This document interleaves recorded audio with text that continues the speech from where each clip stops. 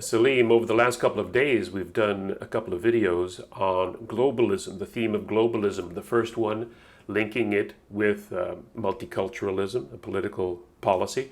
The second with a political policy again of immigration, mass immigration, unfettered immigration. But today I want to talk about something I think is at the heart of a lot of globalist ideas, because every movement, political, cultural, begins with an idea. Whether it's Karl Marx's idea, Ayn Rand's ideas, Immanuel Kant's, Thomas Jefferson's. You look at the intelligentsia and they have published something which people gravitate to and use and repeat over and over again until it becomes part of the zeitgeist of the body politic. And now here I'm going to get a little personal, because what drove me to believe in the power of ideas and where they go is my own personal experiences. I was a school trustee in the city of London, Ontario for 8 years. But what got me involved in that was I saw the public school system in Ontario radically change from what I went through myself, being educated in Newfoundland by Christian brothers and by Jesuit priests. Now, I don't know what people know about the Jesuits or the Christian brothers, but they have a reputation of being, well, first of all, strict. But secondly, they have a love of knowledge. They taught very well, and they taught that knowledge is hierarchical, an inverted pyramid. You start with 1 plus 1 equals 2, and then from there you go on into all the branches of mathematics. You start with history, local, branching out. It is all connected, it's all hierarchical. What I was starting to see and that was from 1965 until I graduated university in 85, so 20 years through an education system, and then I moved to London, and I see, as I'm prepared to put my own children into the education system, something completely different. I see a curricula that is being totally twisted in a way that people, at the time that I wanted to become a trustee to help alleviate this, 17% of all Ontario graduates from high school were functionally illiterate. And that was put out by, I forget the name of the organization, but a worldwide organization. And they said that 17% of Ontario high school graduates, and there's the key word, they graduated, and they were functionally illiterate. Something had to be done. So I went and I looked into the reading methods that were used, how they changed, the mathematics and how that changed. And I saw a pattern of a disintegration of knowledge. Whereas I was taught that all knowledge is sort of related together and hierarchical and combined, and then you assimilate chunks of knowledge until you have a broad liberal education. What I saw was the disintegration of this knowledge, so that you're dealing with higher order political concepts at an elementary school level. For example, pollution, climate change, things of that nature, recycling. These are higher order political, scientific concepts being thrown into, without any relation to anything else, an education system into a 5-year-old's mind, and he doesn't know how to deal with it, so that by the time he's ready to graduate, he can't even read or write, let alone think. And this goes, I guess, into this discussion that I'd like to have with you now, and that is the education system, right from the primary schools, kindergarten, all the way up to university, at the PhD level, is it being somehow destroyed over time by very many different forces to fit the populace into some sort of willing mass that is likely to accept bogus science, junk science, the word of authority without any critique? I think of climate change. I think of this coronavirus and the panic that's ensued without calmly sitting back and doing what's necessary. And I think of the globalist agenda. It always comes back to the globalist agenda of collectivism. Can you put it into perspective for us? Is it as important as I think it is? Yes, Robert, it is. And thanks again for getting this conversation started, and as part of what we have been doing over the past little while within the larger framework of globalism. And so what you begin with right now is about what has happened to the culture and the education of the culture. And culture in the broader sense, what we talked about the other day, the deep culture that is about the philosophy, the art, the sciences. Religion is at the foundation of it, that defines, in a sense, the culture. And what has happened, and you went back, and as you were speaking, my mind was going back to my own, in that sense, the personal story. The personal stories are only of interest, I would say, especially to those of us people who might tune in to our conversation, and I hope many do, is only of interest because it frames or it provides an anchor for the larger discussion, right? So we are not here talking about our personal history, except in the sense of where our personal history connects and explains what we are trying to have a conversation about. So it is very interesting, Robert. You began talking about the period when you went from, I think, kindergarten or first grade in your early 60s or mid 60s to when you graduated out of university and went into the workforce in the mid 80s. I am a few years ahead of you, a few years behind you, wherever you want to put it. I graduated from University of Toronto. That is my undergraduate years in 1979, and then in 1980, 81, I went into the graduate school. And I graduated with my doctorate in 1985. I defended my dissertation in 1985, and I went off to Ottawa and worked there for several years at the foreign policy think tank established by Pierre Elliott Trudeau at that time. And it was a very privileged position, and I met with a lot of very interesting people. And as a matter of fact, I worked as a research assistant and research fellow for Geoffrey Pearson. Now he has passed away. Geoffrey Pearson was the only son of the former Prime Minister, Lester Pearson. And so that's the sort of privilege circumstances put me into, I would never have imagined almost a refugee arriving in Canada in early 1970s, going in that route, and now where I am. From Ottawa, I came to London, and so that's where you and our lives intersect.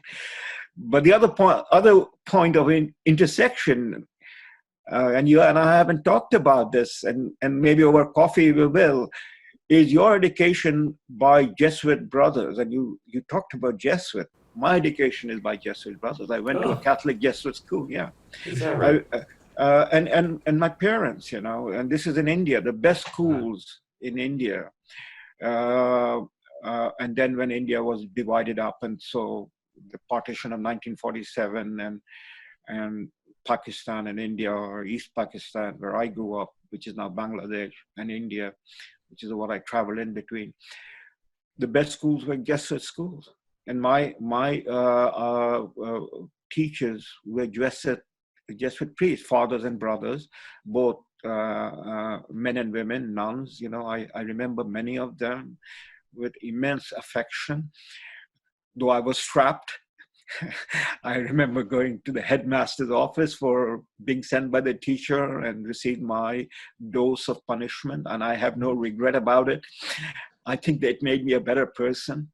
And many of them, by the way, were Canadian, French Canadian, who had gone as part of their missionary work.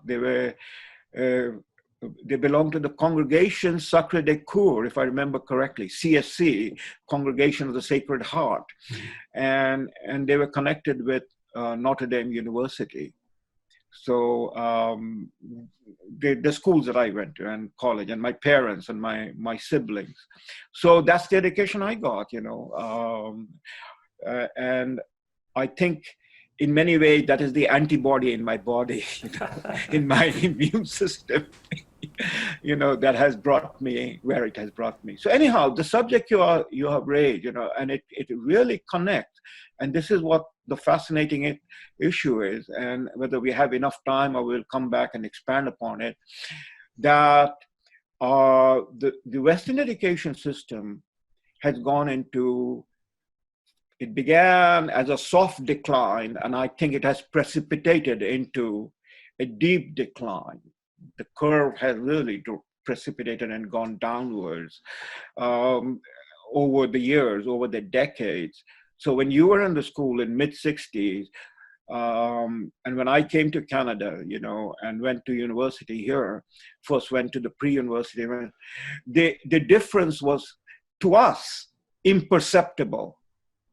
But now, with you and I, with gray hairs, and with I retired at the end of last year after almost 35 years of a teaching career, maybe 40 years in the university, except for that brief span when I was for about 3 years in Ottawa with the Canadian Institute for International Peace and Security. That was the whole title of the institute.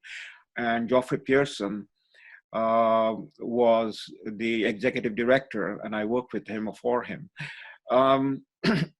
It was imperceptible, but now that we look back upon it, from our personal point of view, it is huge. It is huge. It was brought home the other day, only about 2 weeks ago, Robert. It was brought home to me, and as we get into the larger, more serious discussion, but this anecdotal thing,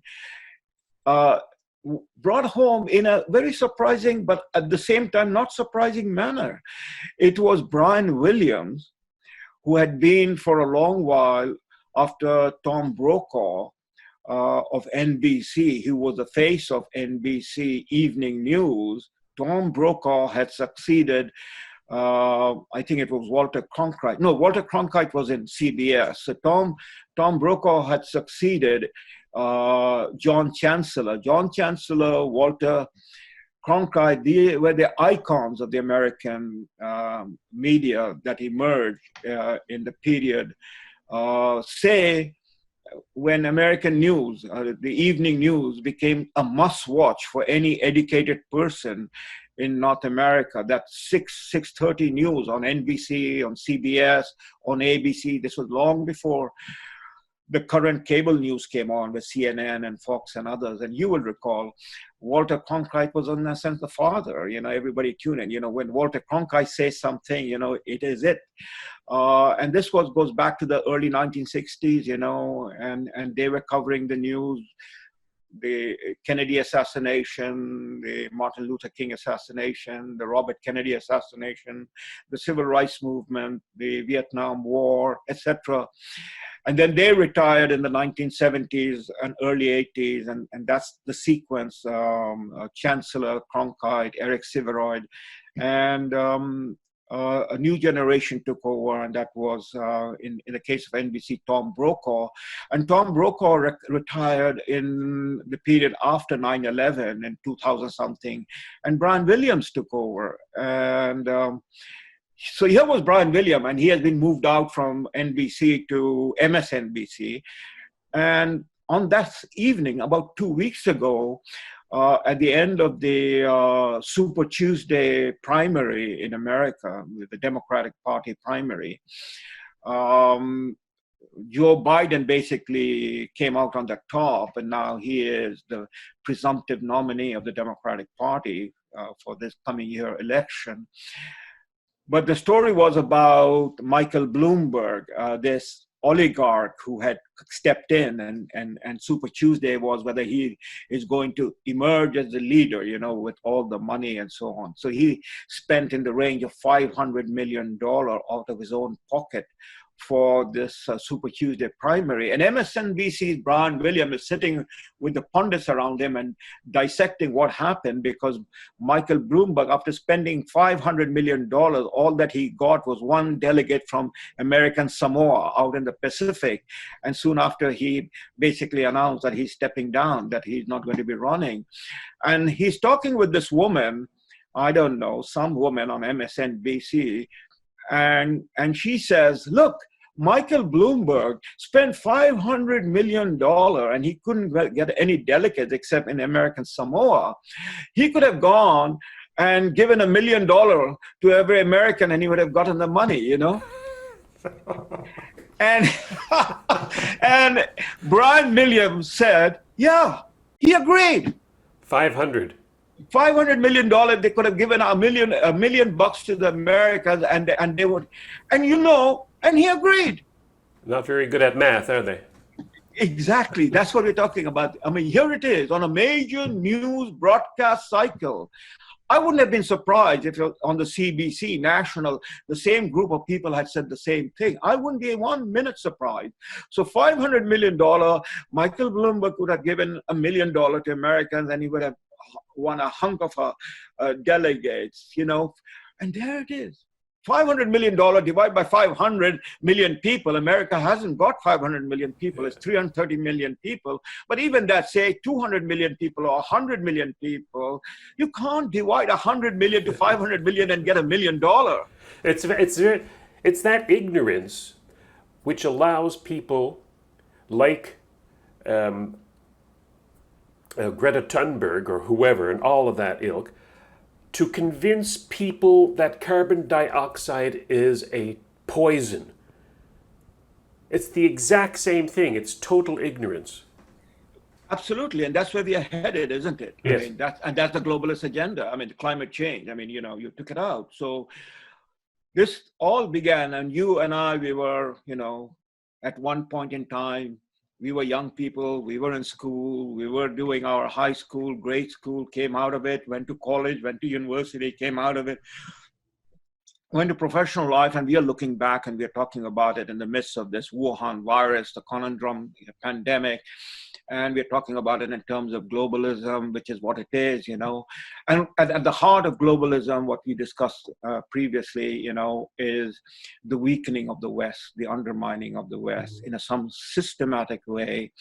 None of us are suggesting, neither you nor I nor any serious person is suggesting that there is some Wizard of Oz standing somewhere up in the mountain on Mount Everest, you know, and working the dials to destroy the Western civilization. No, that's the sort of nutty tinfoil argument of crazy conspiracy theorists. But we are talking about a serious problem that it is observable, it is measurable, it can be plotted, and we can draw conclusion on the basis of evidence that we can provide, which are objective evidence, which anybody else can also take up and, you know, look at it and connect the dots, that in the last 75 years, I'm choosing a number 75, it might seem as if it is from the top of my head,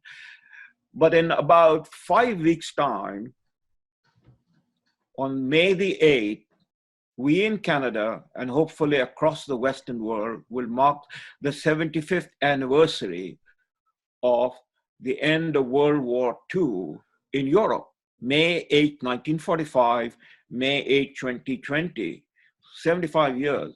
So this is the 75 years I'm saying that we can now say with complete confidence that the culture, the civilization that won the war against one of the most evil regime in the world, the Third Reich of Adolf Hitler and the Nazi Party, and defeated them, and then went on to defeat, in the next 3 months, the Japanese imperial power, and then subsequently defeat and destroy, in that sense, the other evil totalitarian power, that is the Soviet Union, through the Cold War. And here at the end of this period, 75 years, what do we have? We have people in the West, not somebody out there driving a cab. I drove a cab while I was going to university, and my maths was not $500 million distributed to Americans would be, each one getting $1 million. We would have to sit and calculate. We didn't have computers or iPhone on our head very quickly. What is the fare and what they might give as a bonus to the cab driver, So we have people right here who are driving the agenda of the Western world, who are, in terms of numbers, innumerate, who are in terms of history and culture and language and philosophy, uneducated, miseducated, and they are in government. You and I will not talk about our current prime minister, we'll keep it as a taboo, but we both of us have that in the back of our mind, the man who says that Canada has no core identity, who is he talking about? He's talking about himself. He has no core identity. So how did we arrive over here? We arrived over here by a shift in our culture, that is the West culture. And the deeper issue is that in the last 75 years, it began slowly, but it then accelerated when we were in school. You and I were in school, a few years before, a few years later, but we were in school in the 1960s. I went to kindergarten in the 1950s, in the late 50s, and I was 10 years or 11 years old when John F. Kennedy died, and our school, which was a Jesuit school, gave the day off to us, and we went to the church and we prayed for John F. Kennedy, and that was in a long and far away corner of the world that nobody will remember, in Bengal, in Chittagong, and my school with Catholic priests, fathers and mothers and nuns, and Canadian, many of them. I remember I was in grade 2 or grade 3, and I remember going with our priests to the church, and we all sat on the pew or stood as the fathers prayed for John F. Kennedy. It is in our mind, I can recall that. So it is in this period that the culture war accelerated, because John F. Kennedy's death happened when the Vietnam War was about to explode, and so that's the other timeline, the Vietnam War. And the Vietnam War was a huge dividing point in modern history for the Western civilization, for the Western culture. That the Great War had ended with the victory. The Vietnam War ended with technically a defeat of the American. The American withdrew under shambles. Whether the American defeat was one in which America withdrew, because actually it was not a defeat. I mean, if America wanted, it could have turned Vietnam into a parking lot. So that was not the issue. The issue was the Americans themselves turned against the war. There was immense division in the country. The young people came out, and unlike their fathers and grandfathers who had gone to fight in Germany and in Asia, they came out and they sang the song of John Lennon, and America divided. And when the war ended, it was a divided America. That division has not been repaired. That division is right here in Canada. It is across Europe. And this is a generation that came of age, the generation that is in power right now. Yeah. That is what we call the baby boomers, the generation born during the war or after the war. So President Trump, George Bush, 43, Bill Clinton, they were all of that generation. The last of the great generation that was in power was Ronald Reagan, and then George Bush the senior, and that generation is gone, and that generation has died. So we are being today in the hands of the generation that is the baby boomer generation that had divided, and the system that began with this division and questioning about American politics and American history. And in other words, the Western civilization has arrived at, and we're talking about the West now, arrived at, and we can get into deeper analysis, where the West is the suspect. The West is the one that is the source of the problems in the world. The West has poisoned the minds of everybody else.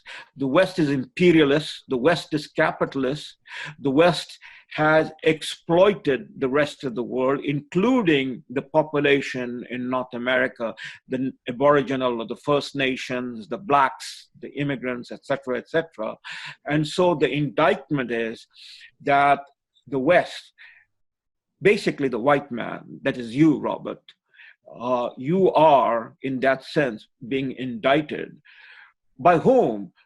By your patriots, your compatriots, not somebody coming from Japan or China or India.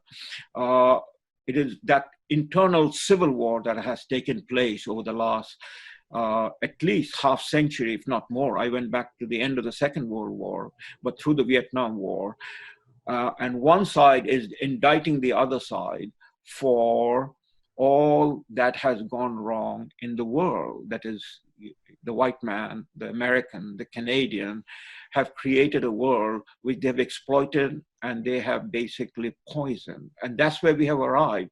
And that's the education system. We can, again, start going into whether it is the teaching of through multiculturalism, a denunciation of the Western core curriculum, or the making of junk science, which is climate change. But climate change is not simply one thing. We can again go back and look at a whole number of issues that emerge, which is junk science, and is being used to undermine the position of the Western world in this global world that we are in, globalized world that we are in. I think part of it stems from going back 75 years to World War II. The West saw that right in the very heart of the West, in Germany, came the rise of Nazism, National Socialism, and the atrocities that culture, along with that of Italy, imposed or tried to impose on the rest of Europe and eventually the world. And they look at that and they think that, well, we have to throw the baby out with the bathwater. Here's the heart of Europe, Germany, so let's throw out everything associated with it, all of the good things, all of the philosophers, all of the philosophy, as well as throwing out the bad things, which is rightful that they should have thrown those out. Of course, one thing they kept, of course, was socialism, negating the fact that it was the Nationalist Socialist German Workers' Party. But that they have a blinkered analysis of that part of our history. And again, it's blinkered in the sense that they totally ignore, for example, Communist China. Right now, I saw today, the health minister, Haidu, if that's how you pronounce her name, praise China, Communist China, led by a political party which was directly responsible for the deaths of tens of millions of their fellow Chinese. Praise them for the work that they are doing and denying the fact that they're lying about the coronavirus statistics, or that they lied about it at the beginning in December and January, in total denial of what we know to be the truth.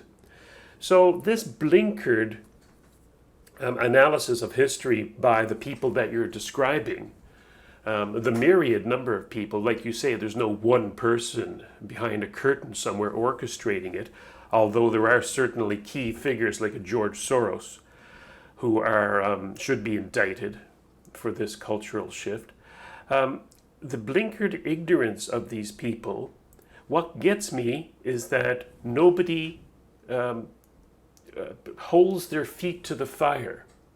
And if you try to hold their feet to the fire and saying, Minister Haidu, you don't know what you're talking about, you're trusting a society or a political party, the Communist Party of China, Chinese Communist Party, to give you the truth when look at what they're doing to the Uyghurs. Look at what they're doing in harvesting the organs of live prisoners. Look at what they're doing in impoverishing their own people in the billions.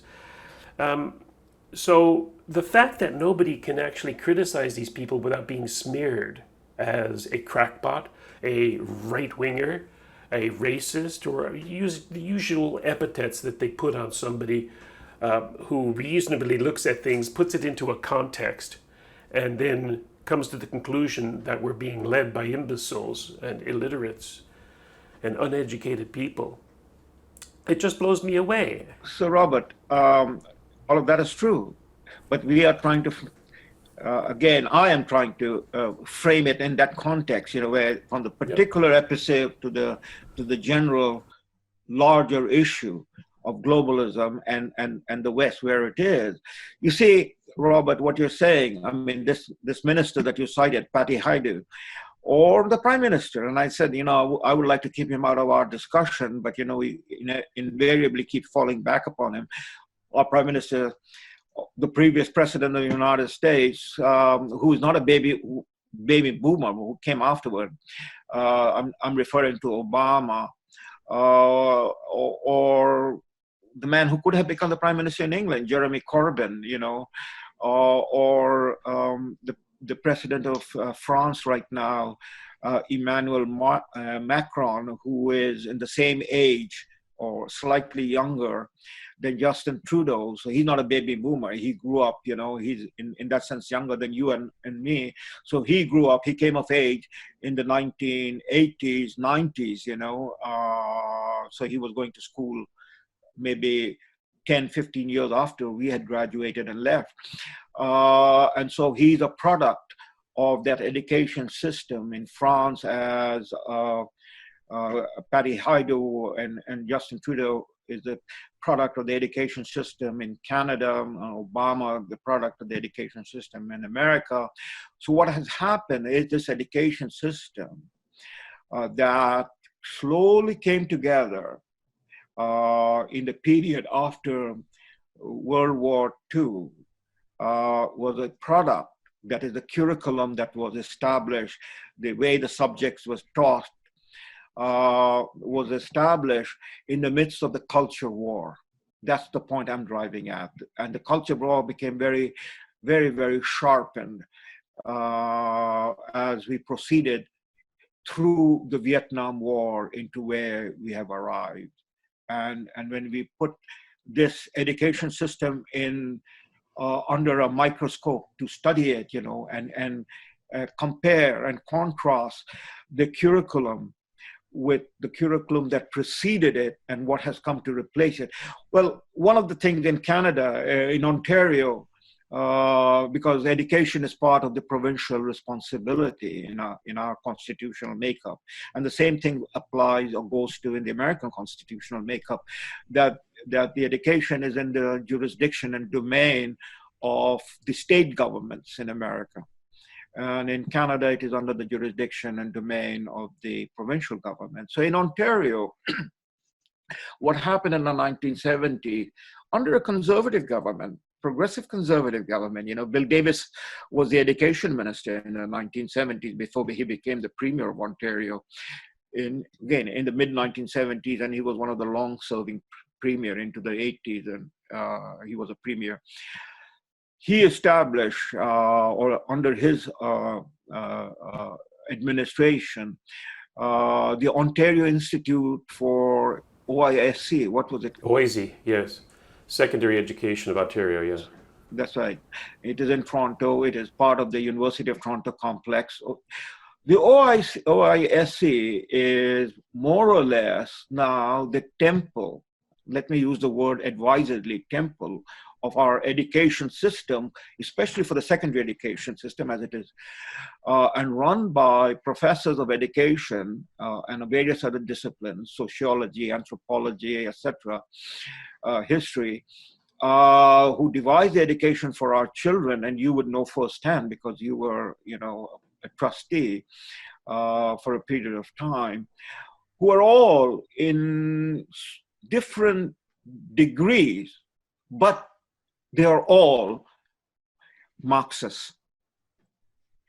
And so what has happened is that in this period after 1945, the Marxists, the communists, ideas and ideology, and you began with ideas and ideology, it comes out, that's the speculation thinking, that is then written down, turned into books and texts and so on and so forth.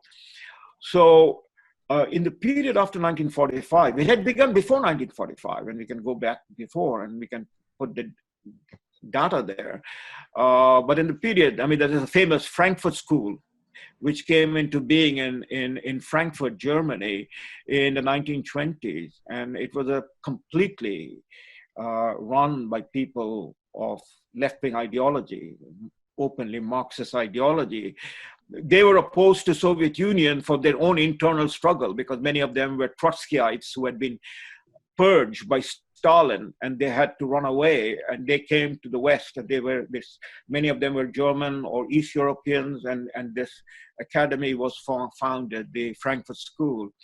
And they were all Marxists, and they were big names like Herbert Marcuse and Theodor Adorno and others. And they then migrated. Many of them were Jewish, many of them were Catholics, but most of them were, whether they were Jewish or Catholic or Protestant, it didn't matter. They were secularists and they were Marxists.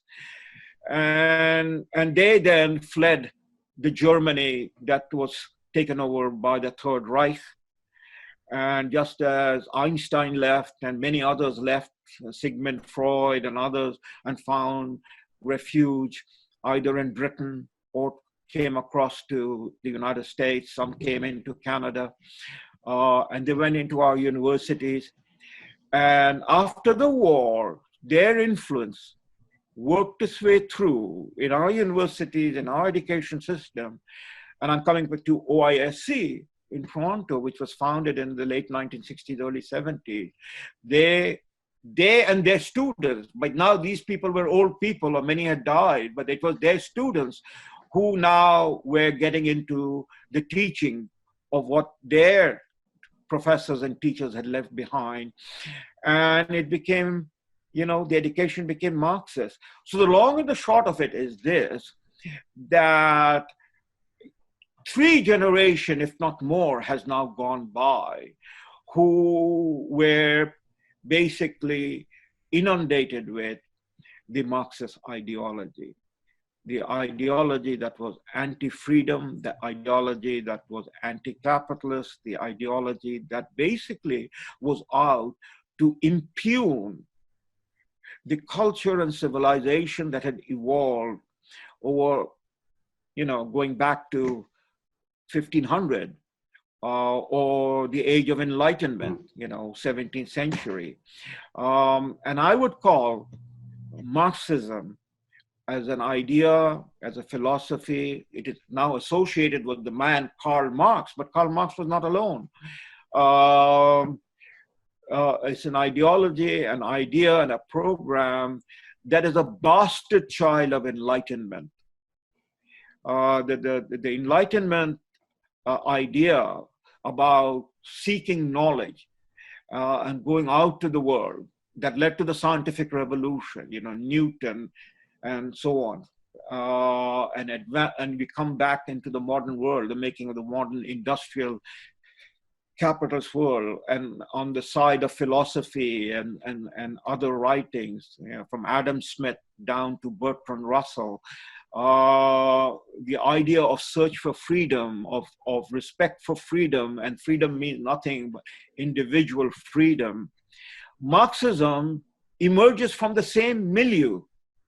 It emerges from the same cradle. But 150 years later, Marx was born at the beginning of 19th century. Marx is a contemporary of Queen Victoria.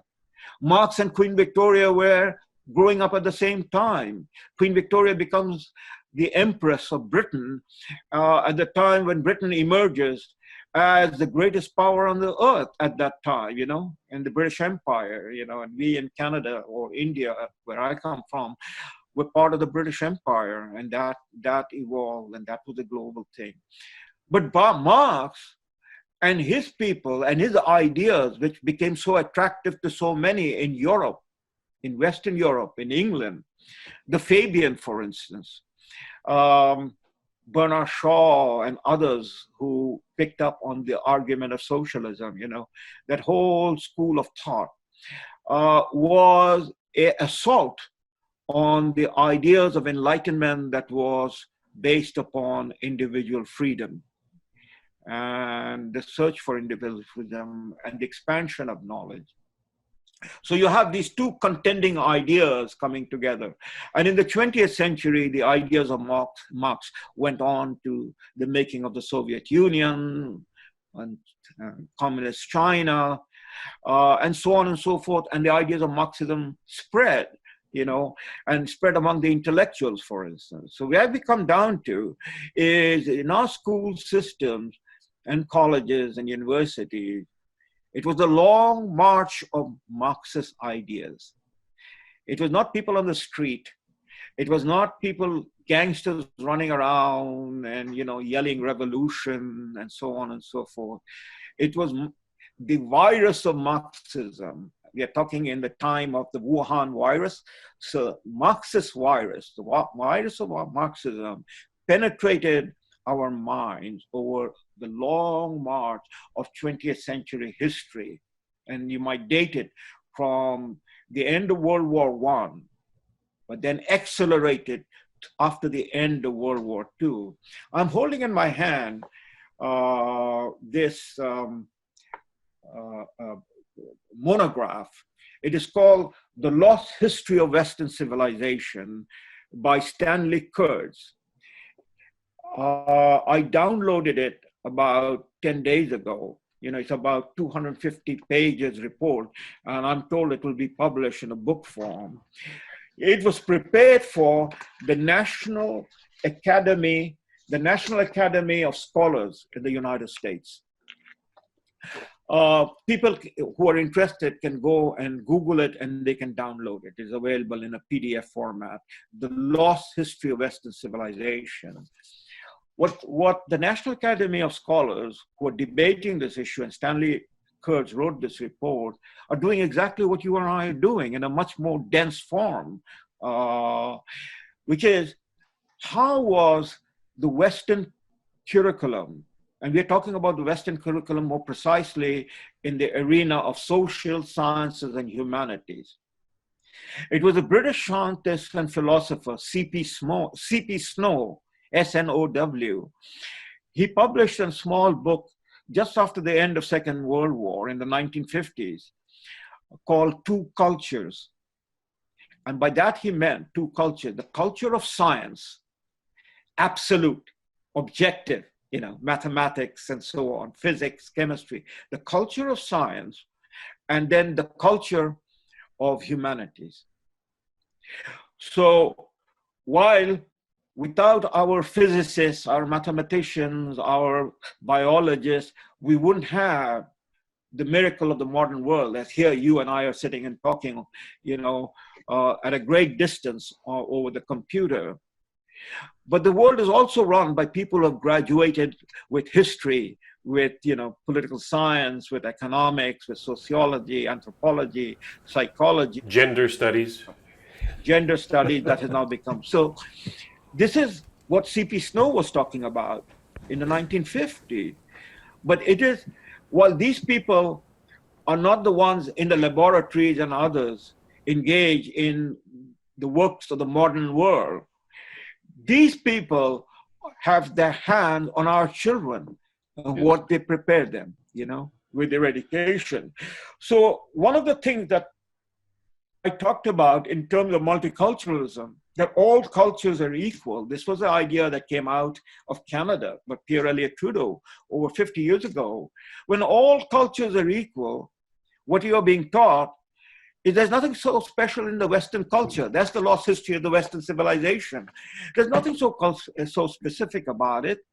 There's no something so special about reading Shakespeare or Milton or, Edward Gibbon and other historians and philosophers, because every culture have their own historians and own poets and on so on and so forth.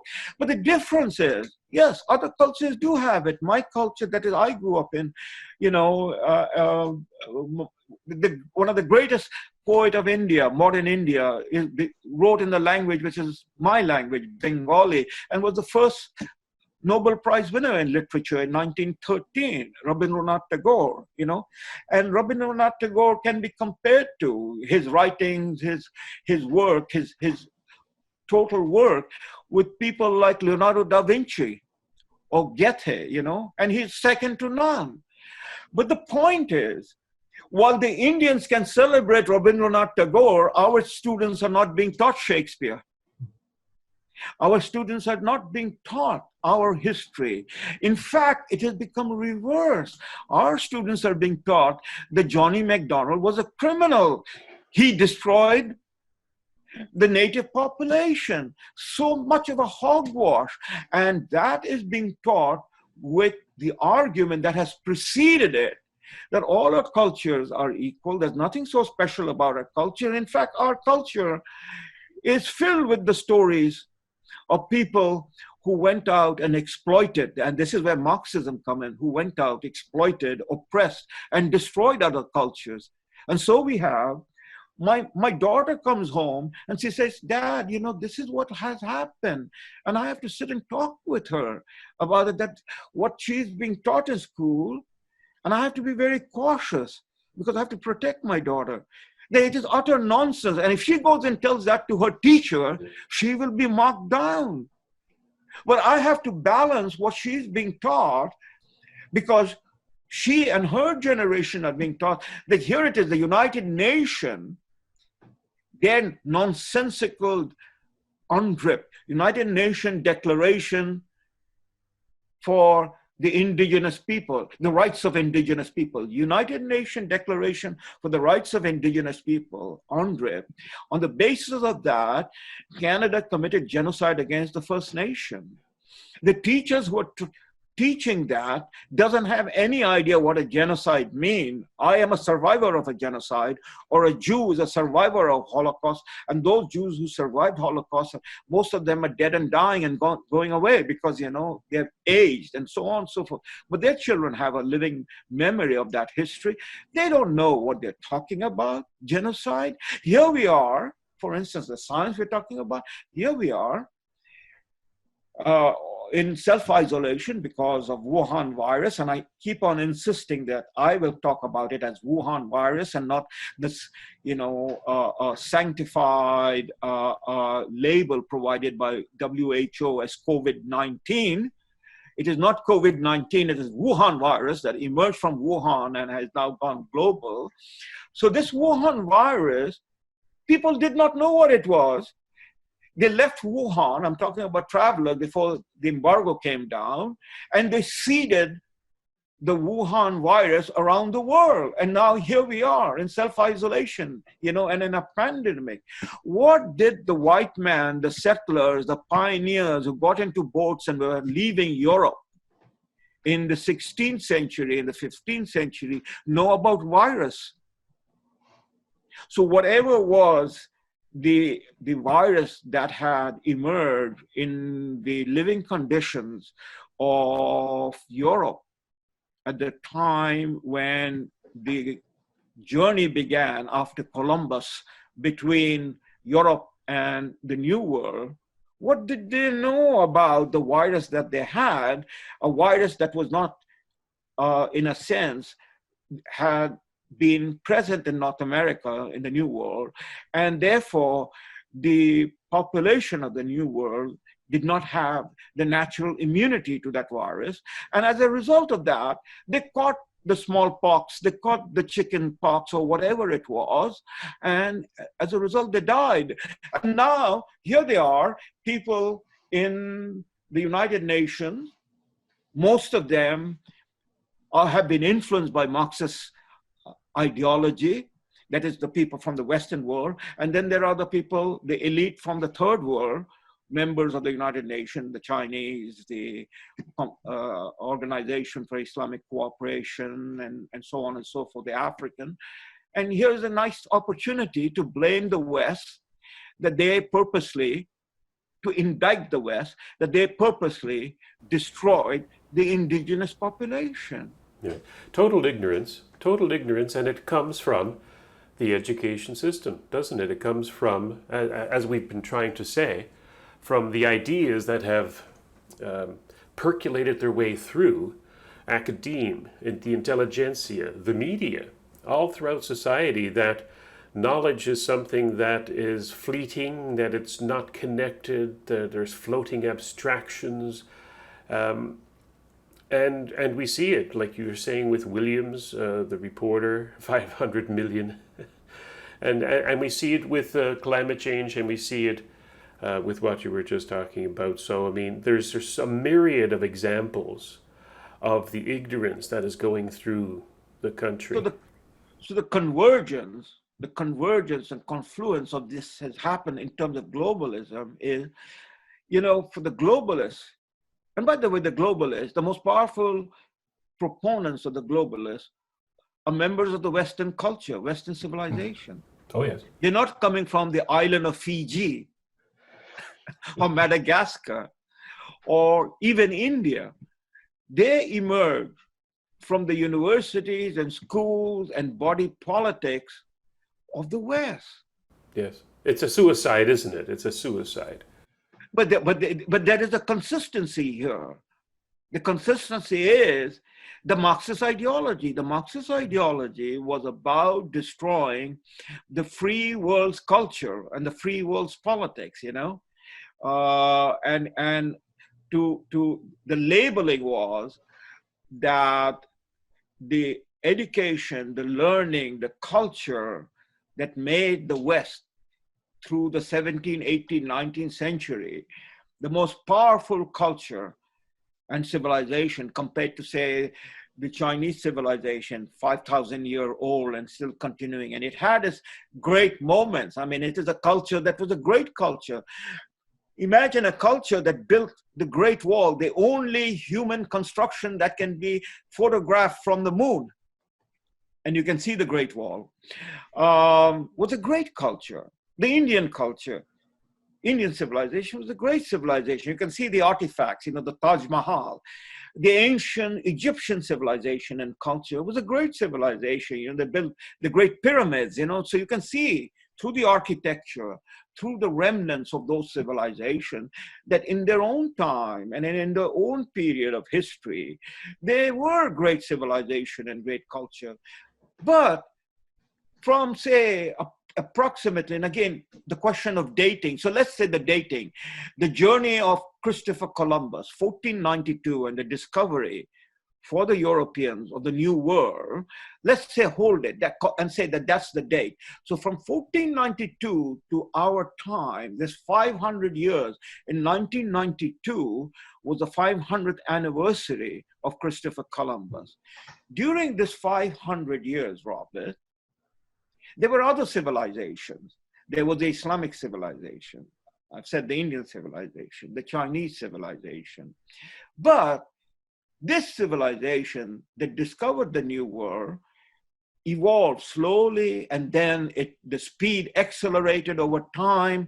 And by the end of the 17th century, beginning of the 18th century, into the 20th century, this civilization, the West, Europe and its children, that is North America, Canada, United States, Australia, New Zealand, this civilization, and without offending our French brothers and sisters in Quebec, we might say the English-speaking world, and they're part of that English-speaking world in the sense France was saved by the English-speaking world in the Second World War.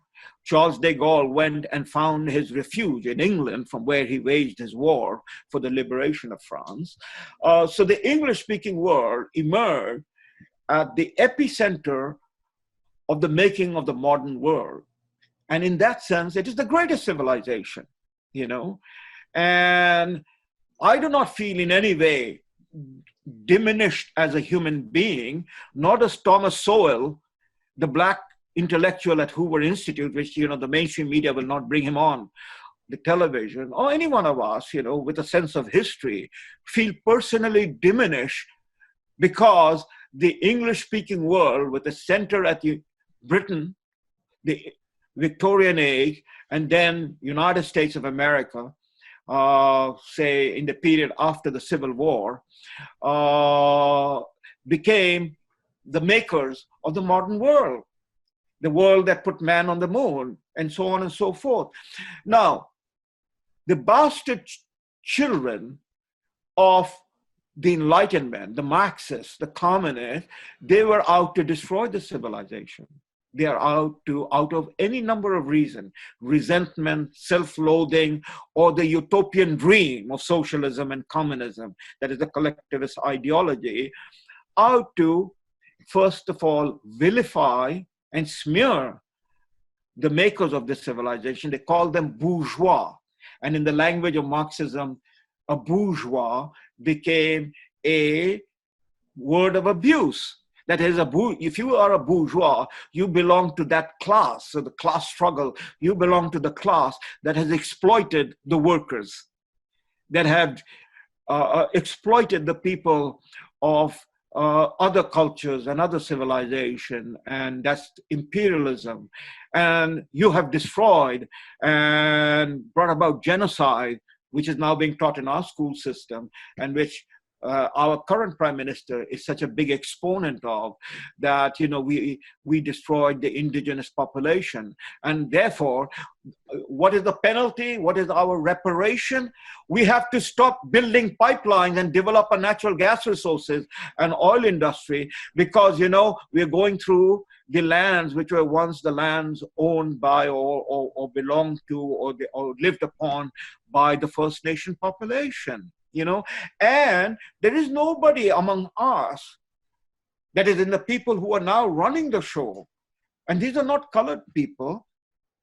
These are, the children of the greatest generation who are running the show with a complete contempt for their own culture. That's what Stanley Kurz is discussing. That's what Alan Bloom was talking about. By the way, I had the privilege of being a student attending his lectures in University of Toronto. Some of the lectures that went into his book, The Closing of the American Mind, which was one of the most important books that came out in the 1980s. And that's where we are here. So the junk science that you began from, this whole nonsense about climate change, that carbon dioxide, which is the stuff of life, as you correctly pointed out, is the poison. And who have been peddling this idea?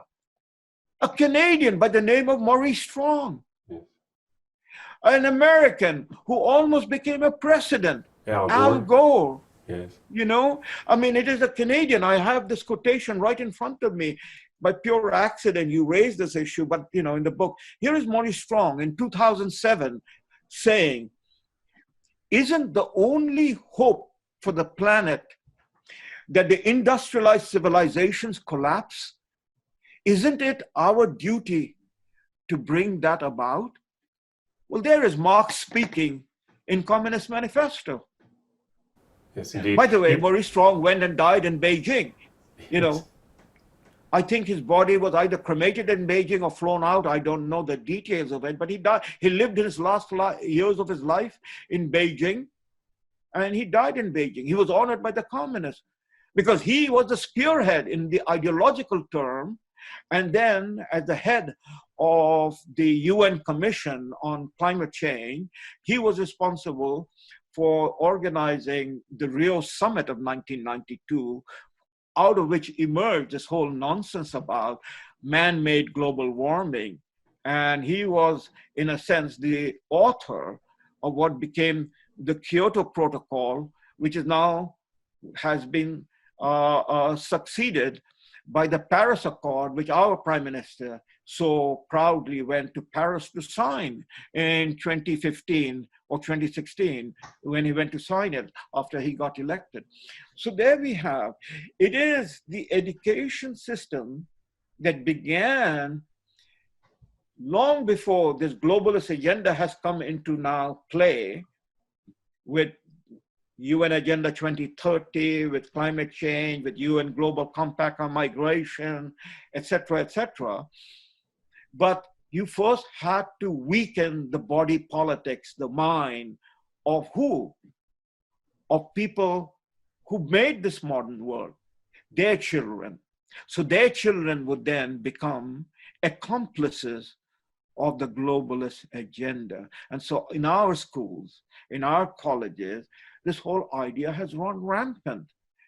It is totally run rampant. The professors, we are just minorities of minority. We are as if, we are monks and hermits living in seclusion, because all the instruments of communication and education, the mainstream media, the corporate media, the libraries, the newspapers, the journals, and of course the people who are teaching this thing are all wedded to this ideology. And the moment you question this ideology, they are not prepared to argue with you, because they have no argument. You can strip them apart in a matter of few minutes, if not few seconds, but they will say you are a racist.